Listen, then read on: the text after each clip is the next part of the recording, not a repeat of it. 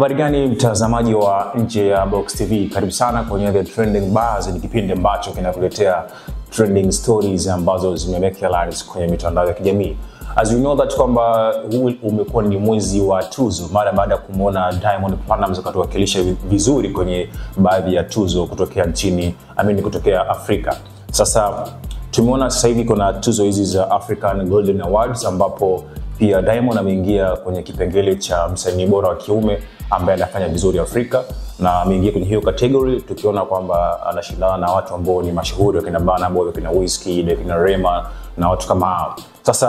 Sasa kwenye hizi tuzo za African Golden Awards kuna kipengele ambacho kipo hapa ambacho mimi mwenyewe kimenipelekea niwe shock kidogo, kipengele cha Cup of the Year ya mwaka 2025, kwamba cup ambayo mnahisi ni nzuri ama imefanya vizuri ndani ya mwaka 2025 Afrika kiujumla. Sasa kuna baadhi ya celebrities wa Kitanzania ambapo wameingiza kapo hiyo kwenye kipengele hichi ama kwenye tuzo hizi za African Golden Awards.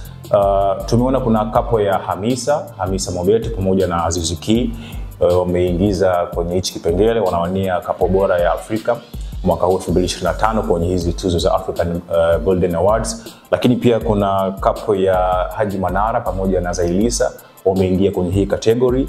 Lakini pia kuna kapo ya Jux pamoja na Priscilla, of course wameingiza hii kapo yao kuwania kwamba ni moja kati ya kapo bora ambayo imefanya vizuri ndani ya mwaka 2025. Sasa katika hizi kapo ambazo tunazifahamu hapa kibongobongo, nazungumzia hapa Tanzania, kati ya kapo ya Priscilla pamoja na Jux, lakini pia Haji Manara pamoja na Zailisa, na pamoja na kapo ya Aziz Ki pamoja na Hamisa Mobeto.